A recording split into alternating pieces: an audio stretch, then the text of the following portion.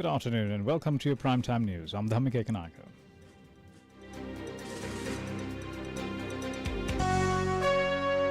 The news headlines on Gold FM.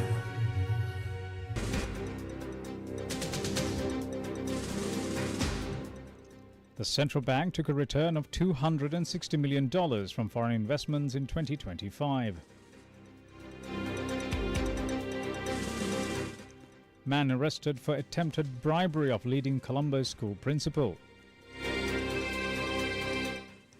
It's time to stop using the Easter attacks as a political football, insists anti-terrorism expert. Police actions urged over Kalawewa dog killings. Iran repels US policy of pressure and threats, insisting there won't be a surrender as Trump announces indefinite ceasefire. Tourists killed in Mexico days away from the FIFA World Cup.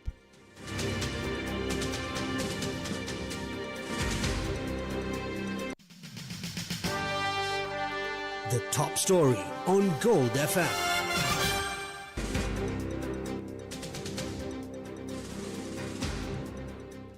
The whole world let out a collective sigh of relief after US President Donald Trump extended the ceasefire with Iran, especially since he had warned that he will resume bombing the country if a deal is not struck soon. In a statement released on social media, the president said, quote, "Based on the fact that the government of Iran is seriously fractured, not unexpectedly so, and upon the request of Field Marshal Asim Munir and Prime Minister Shahbaz Sharif of Pakistan, we have been asked to hold our attack on the country of Iran until such time as their leaders and representatives can come up with a unified proposal. I have therefore directed our military to conclude, or in fact continue, the blockade and, in all other respects, remain ready and able, and will therefore extend the ceasefire until such time as their proposal is submitted and discussions are concluded one way or the other." Unquote. He vowed to maintain a strict naval blockade of Iranian ports until Tehran submits a unified proposal to end the ongoing conflict. President Trump said that the blockade will remain in place to systematically degrade the ability of the Iranian government to move funds. In Washington, the White House confirmed that Vice President J.D. Vance has cancelled his scheduled trip to Islamabad for a second round of peace talks, leaving the future of formal negotiations in limbo. The Iranian government reacted with defiance to the continued maritime restrictions, with Foreign Affairs Minister Abbas Araghchi labeling the blockade an act of war and a violation of the ceasefire terms. Iran could attend talks with the US in Pakistan if Washington abandons its policy of pressure and threats, foreign media reported, quoting a senior Iranian official. The official added that Tehran rejects negotiations aimed at surrender. Tensions on the water escalated further today following reports from the UK maritime trade operations of an incident northeast of Oman. The master of a container ship reported that the IRGC gunboat approached the vessel and opened fire, causing heavy damage to the bridge. While the crew is reported safe and no fires broke out, the Iranian semi-official news agency Tasnim claimed the military was enforcing maritime law on a vessel that ignored warnings. In Tehran, pro-government rallies featured the display of ballistic missiles in major public squares, with demonstrators chanting slogans against the United States. Iranian officials have expressed skepticism regarding further diplomacy, with a parliamentarian stating that negotiating with the US is now irrational. Meanwhile, the US Treasury Department has intensified economic pressure by sanctioning 14 individuals and entities in Iran, Turkey and the UAE for their roles in transporting weapons components. UN Secretary-General Antonio Guterres welcomed the ceasefire extension as a critical space for diplomacy, though the US military remains in a state of high readiness. This is the local news on Gold FM.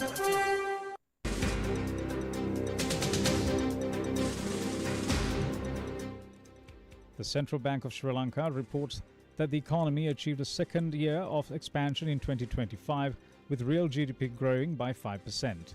This growth saw the national economy reach $108.8 billion, pushing per capita GDP to just over $5,000. The Economic Review of 2025 shows that the industrial sector led the charge with a robust 7.8% increase, while the services and agricultural sectors also recorded positive gains.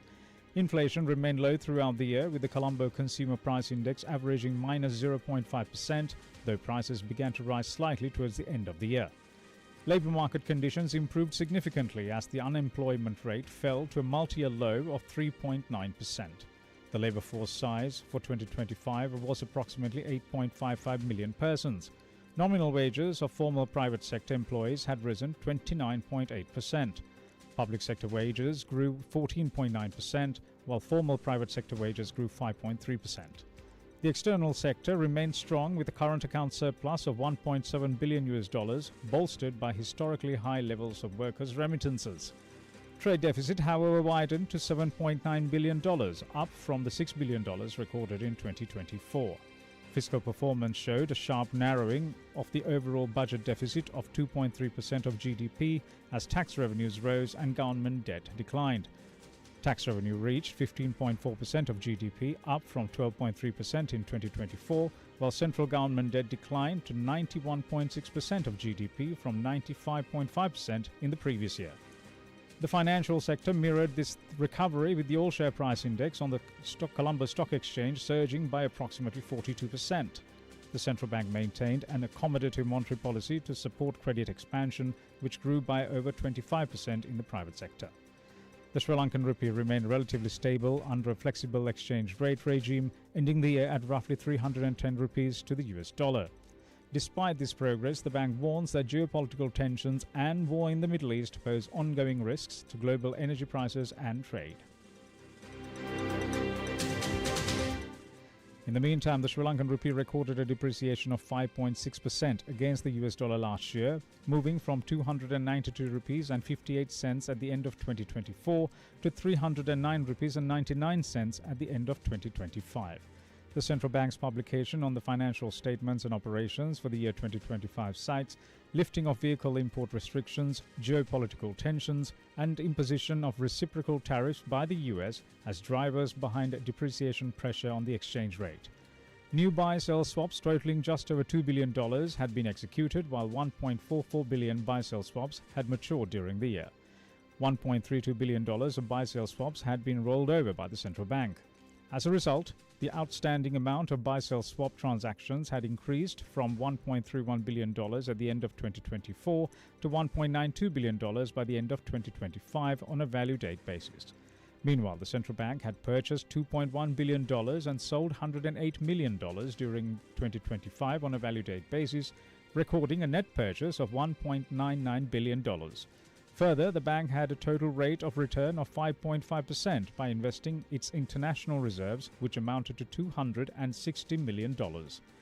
5 licensed banks had been identified as domestic systematically important banks, imposing additional capital surcharge requirements. In other local stories, residents in the Kalaweva area of Anuradhapura are calling on the police to immediately arrest those responsible for the poisoning and killing of 10 dogs. The demand followed a visit to the Ipalogama police station today by a group of residents alongside representatives from an international human rights organization. The group met with officials to seek a formal investigation into the deaths of the animals. The Colombo South Crime Division arrested a man who claimed to be the husband of the Prime Minister's private secretary while attempting to bribe a principal of a leading Colombo school. The suspect, a resident of Baseline Road in Borelle and a former student of the school, allegedly offered 2 Urban Development Authority houses to the principal to secure Grade 1 admission for a friend's 2 children. Investigations revealed the suspect is a retired airman who used AI to create fake photographs of his wife traveling abroad with Prime Minister to bolster his claim. Police discovered forged documents at the suspect's home and confirmed he previously served 5 years in prison for document forgery, having been released only a year ago. The Prime Minister's office initiated the inquiry after the principal reported the suspicious behavior.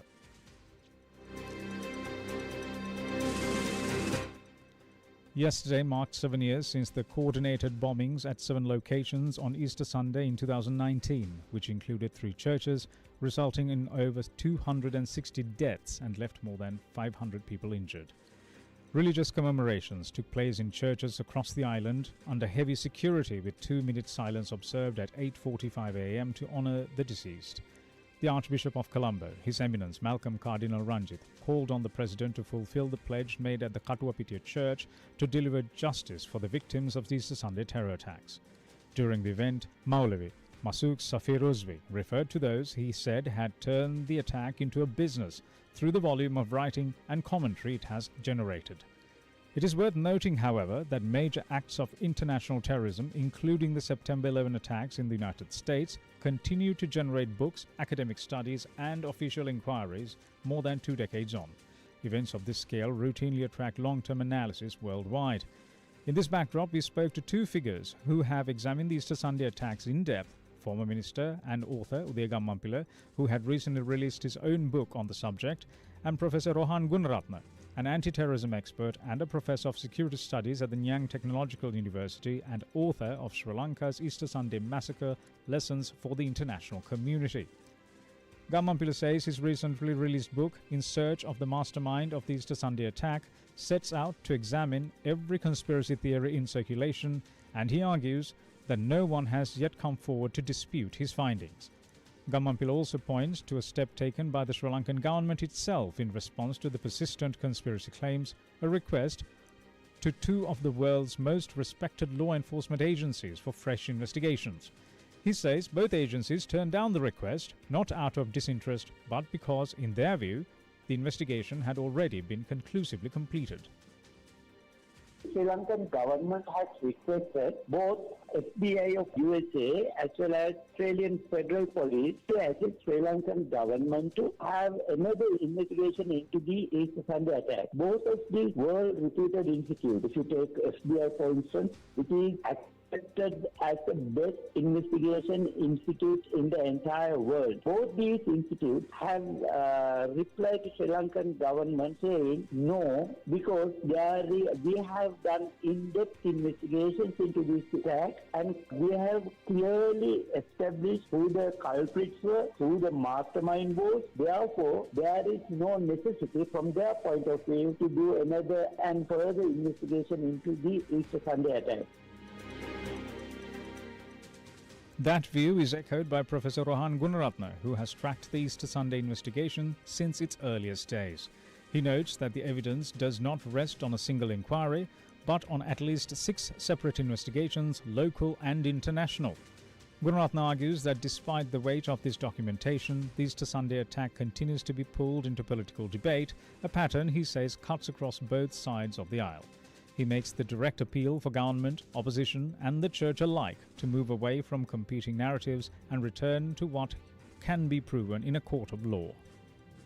Unfortunately, in Sri Lanka, this Easter Sunday attack has been used as a football by the political parties. It has also been used as a political football by other parties who are interested in personal and political gain. I think that it is time for all Sri Lanka, government and opposition, the church, everyone to stop these false narratives and attacking each other, but to rely on the evidence. Because every fact should be based on evidence, credible evidence that will stand in a court of law.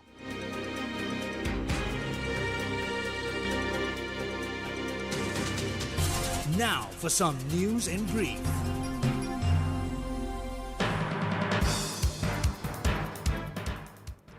Former State Minister Premalal Jayasekara was produced before the Nuwara Magistrates Court after being arrested for allegedly threatening an individual with a firearm in Nuwara.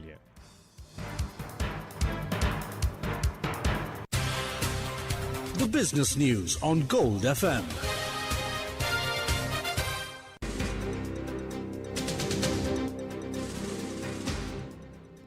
We Air, a new cargo-focused carrier backed by Luxembourg's IOTC Investments, is set to begin operations in May 2026 to enhance Sri Lanka's air freight capacity and regional connectivity. The airline will initially utilize a Boeing 737-800 freighter to serve trade corridors in South Asia, the Middle East and Southeast Asia, with plans to expand its fleet through 2028. Global oil markets remain steady as Brent crude futures edged up edged up to $98.51 a barrel, while West Texas Intermediate dipping slightly to $89.53 amid continued disruptions at the Strait of Hormuz.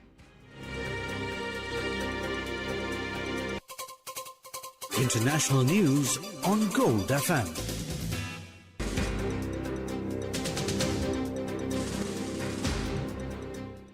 A Mexican national opened fire on tourists at the Teotihuacan archaeological zone, killing a Canadian woman and wounding 13 others.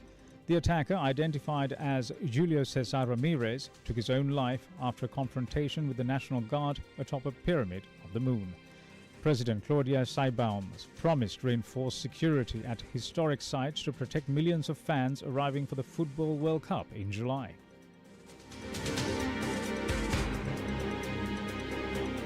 Entertainment news on Gold FM.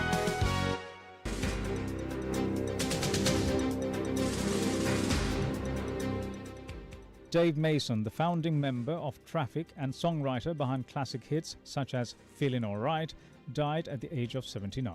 The Rock and Roll Hall of Fame inductee enjoyed a prolific career as a solo artist and collaborated with musical icons, including Jimi Hendrix and the Rolling Stones.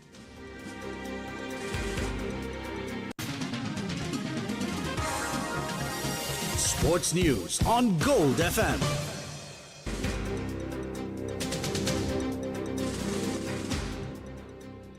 Sri Lanka Cricket confirmed that the New Zealand women's A-team will arrive on the 7th of May for a 6-match bilateral series. The tour includes 3 one-day internationals and 3 T20 fixtures, all scheduled for the Rangiri Dambulla International Cricket Stadium. That's it for now. Do join us once more at 1